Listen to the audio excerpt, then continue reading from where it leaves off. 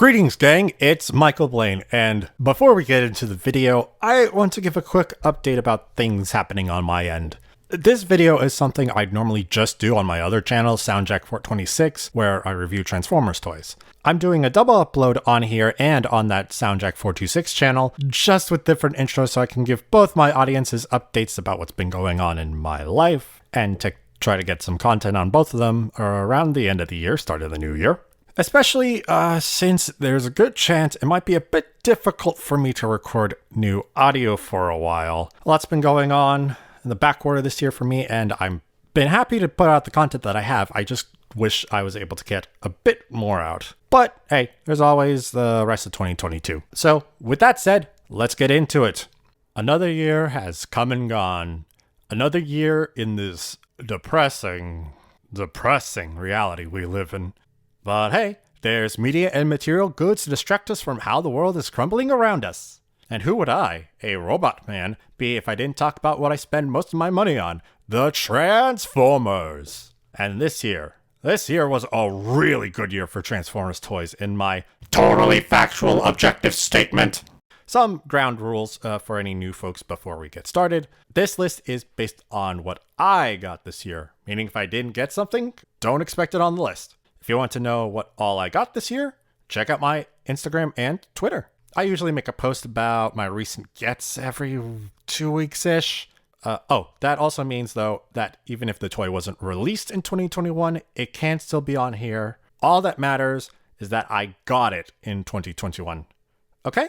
Okay, cool. With that, let's get started with the countdown. Number 10. Kingdom Dinobot. Dinobot is one of my all-time favorite characters, and by far my favorite Beast Wars character. Sadly, there weren't any toys that really looked good for a while, until the high-end Masterpiece version, though at $300 plus, no thanks. But this year we were blessed with an updated version of Chopperface in this year's retail line, Kingdom. It is a spectacular piece that does its best to replicate the show model while still being able to convert into a raptor, and it succeeds on that front, especially given how the show model transforms.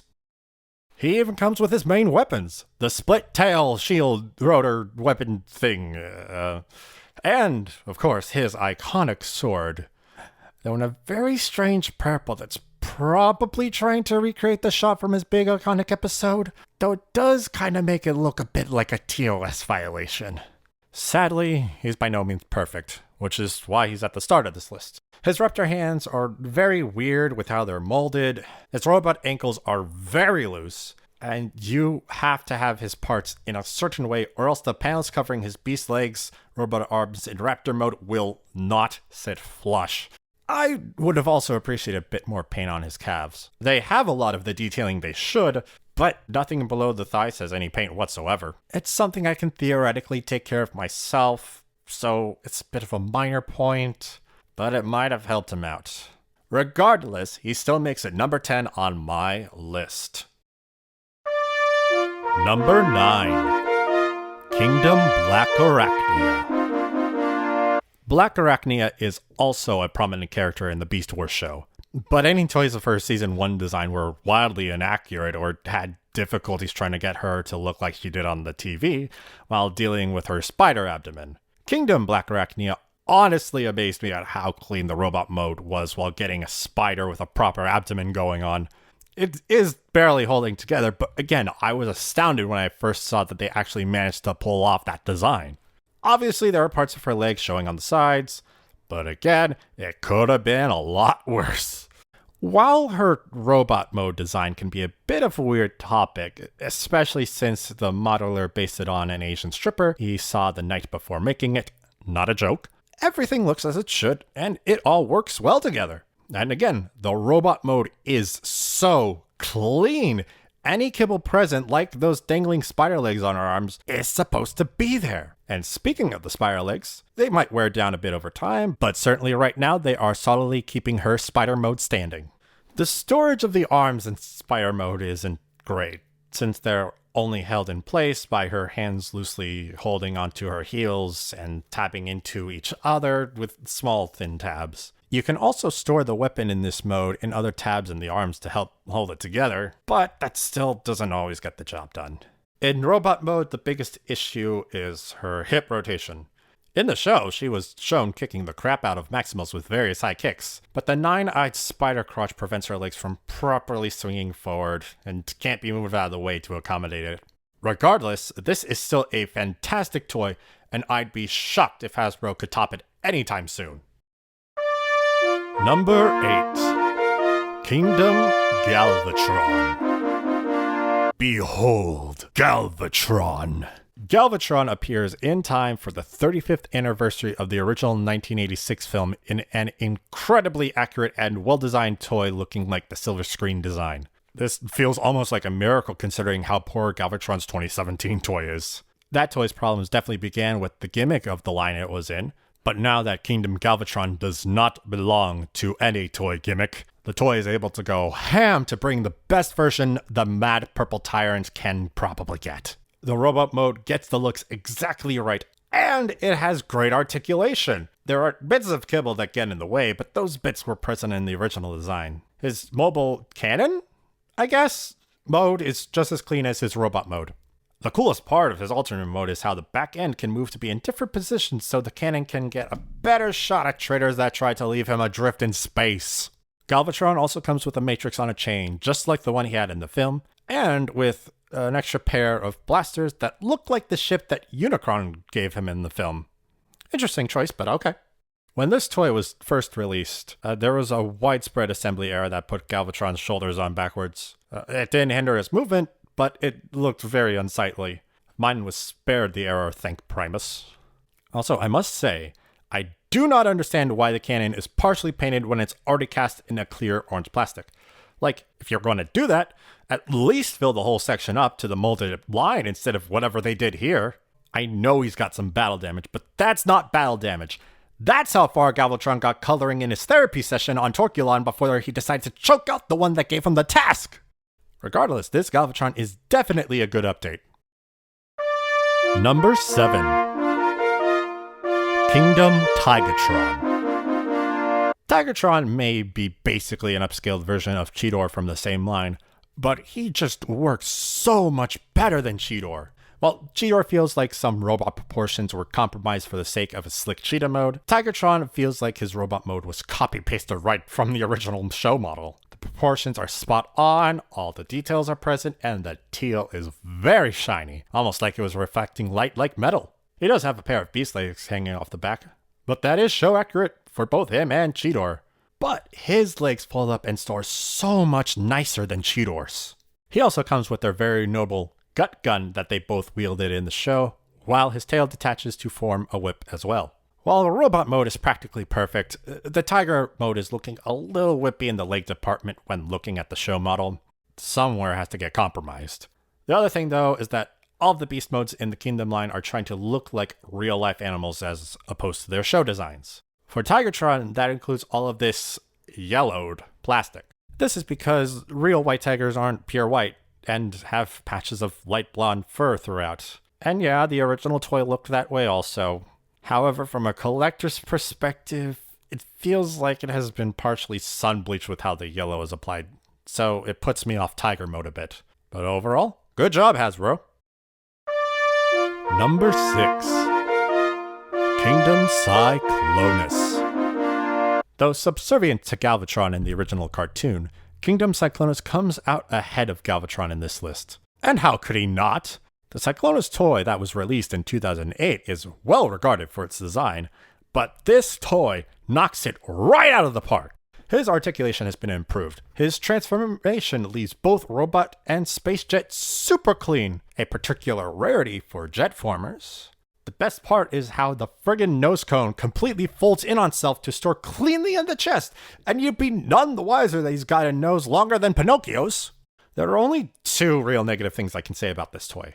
1, the knees don't lock into place and can make him look a bit awkward if you don't position them in the right way. 2, the panels on the sides of his cockpit don't sit flush against the rest of it. With the gaps happening there as they are, It's clearly supposed to fit better, but it's not hard to imagine it as some form of jet intake. Intake. This is a solid space jet man that I've managed to see animated super well. I probably can't do this toy stop motion justice, but I implore you to take a look at the Lazy Eyebrows review of Cyclonus and see the stop motion spectacle he puts on with that. Honestly amazing. Number 5. Kingdom Optimus Primal. The big bot boss monkey himself, the original monkey, not Shrek. Optimus Primal comes swinging in with one stunning figure. The details on him, including all of the fur detailing, is incredibly well done. While he's a little bit on the smaller side of other Voyagers we've seen, he comes fully loaded. Not only does he wield his distinct swords, but has 2 fold-out shoulder cannons from his backpack, as well as a set of 4-arm-mounted blasters that blend in so well you almost can't tell something's supposed to pop out. Even though his beast mode details can be seen in robot mode, it doesn't undercut his overall appearance. His gorilla mode looks really good, especially as he can be posed on all 4s or on his hind legs. Unfortunately, to accommodate that play functionality, you have to convert his legs into 2 different positions for different gorilla postures. And the panel of molded fur only does a somewhat okay job of covering up the robo bits that it was designed to. Also, the chest panel is fairly gappy in big bot mode. Overall, I think it does what it can to make the beast mode look cohesive with not too many robot bits hanging out. What else can I say about this figure then? It's just prime! Number 4. Kingdom Soundwave. Showing up at the newest small-sized price point, Kingdom Core Class Soundwave is ready to rumble. While we recently got a really fantastic Soundwave at a more standard height last year, this toy perfectly miniaturizes everything that makes Soundwave Soundwave. He's got the colors, he's got the details, he's got the weapons. He even has a tape deck chest door that opens and comes with his cassette bird friend, Laserbeak. He can't transform, but this toy is already doing a lot, and that would be a super tiny birdbot mode. Along with Soundwave's excellent robot mode, Soundwave's transformation is fluid and quick. Perfect for this pocket Soundwave that you can take anywhere with you. Ideal deskbot material right here. On the original toy, the weapons were stored in his battery compartment. That's not the case here, but they do store on the back of the cassette player, and even manage to provide it a bit more stable support. The only negative things I can say about this toy is that his feet don't fully fold away in alt mode, and he can't pose his arm like he's opening his tape deck door. Despite that, this might have been the best bang for my buck this year. We still have 3 more toys that rank ahead of Soundwave though, so they must be good. Number 3. Studio Series 86, Grimlock. Finally something not from the Kingdom line. Though he is king. Sorry. Him king. Dinobot leader Grimlock is at his peak in this toy. Like Galvatron, he just had a G1 update a few years ago. While Galvatron's was certainly worse, Grimlock's was still held back by the line's gimmick, which was most noticeable in Dino mode. Like, Dino Grim is normally thick, but this is too thick. This Grimmy, though, definitely the correct thick. He's definitely not a modern T-Rex. But are you going to tell this Mechagodzilla that he's not a T-Rex? No? Didn't think so. It does transform like you'd expect, but I must acknowledge how cleanly that tail packs away in his robo-calves. And his robo-arms do something very simple, but very ingenious. They pull double duty as robot arms and as dino legs, so they need both elbows and knees. While you could have a single joint that has a 180-degree range to do that, instead the limbs have 2 joints that are completely independent of each other. The benefit of this is it allows for more natural-looking arm bends when using the elbow joint, or similarly, appropriate leg bends at the knee joints. And I think it really does work. The only complaints I have are the empty forearms, the missing front dino teeth, and the very, very smoky chest plate. Fortunately, I fixed these issues with a custom toy kit developed by Not Enough Productions. Despite these flaws, Grimlock still rules. Yes, I know he comes with wheelie, but I hate how he was implemented, and I forgot about him until I was finishing up the script, so we're just gonna move on, okay? Number 2. Studio Series 86, Hot Rod. Dare to believe you can survive. You can win if you dare. well, maybe not win, but certainly get second place. Hot Rod comes in hot, get it, in this release, pulling out all the stops they can with the increased size class budget. They not only got the top sections of the car to fold in supremely nicely into the chest, not only gave him hands that could hold the included matrix of leadership like in the film, not only gave him his original toys blasters and his saw blade and torch welder from the film, not only gave him his flip down visor, but they went ahead and managed to recreate a scene from the film where Hot Rod's arms twist around 180 degrees before fully converting to car mode. I know some people complain about how small Transformers are getting nowadays, but this is a good example of where they used the budget to give everyone what they would want out of a Hot Rod toy. Well, except maybe the fishing pole. My only real complaint about the guy is sometimes I can't get the panels on the back of his thighs to tab in securely for reasons unknown to me. Also, you can't store all of his accessories on him. That's it. Hot Rod definitely has the touch, but did not have the power to claim the top spot on this list this year. But before we get to number 1, let's do some honorable mentions, though somewhat differently. As you can tell, I found this year's Kingdom line and the very similar Studio Series 86 subline to be fantastic, superb even. And looking over my options for runner-ups, yeah, there were still a lot of these guys hogging the spotlight. So instead, my honorable mentions are going to be awards for the best of X thing, like the Tonys or something. If you think I missed a category that should have been mentioned, it would have been given to someone that already showed up on the list. And now, for the honorable mentions. Best of the Micro Transformers. This category is for any very small Transformers obtained in 2021. This award goes to Cyberverse Tiny Turbochanger's Alpha Strike for the character this toy represents and how much weight and heft this little figure has. Best Cyberverse Toy. This category is for any and all toys related to the Transformers Cyberverse cartoon, which sadly seems to be ending this year. This award goes to Deluxe Class Starscream for being a very solid figure and his amazing blast effect pieces. Best Retro or Vintage Toy. This category is for any figures from series past that I obtained during 2021. This award goes to Animated Rodimus Minor for a cool and slick car mode with a very neat transformation. Best Collaborative Series Figure. This category is for any figures released under the Transformers Collaborative line, featuring crossovers with popular media. This award goes to Gigawatt, based on the DeLorean from the Back to the Future movies, for the stunning attention to detail, and giving it a hover form as well as the iconic DeLorean opening doors. Quick shout out to Jay Balvintron, who is just so out of left field but is so fond with the colors and those rainbow effects. Best Studio Series Figure. This final category is for all of the live action related toys released in the Studio Series line. This award goes to Thrust for not only being an excellent figure just like the similar Blitzwing and Starscream, but for being an Armada reference as opposed to one from the original Transformers cartoon. And now, for the best Transformers toy of 2021, it's number 1, Kingdom Air Razor.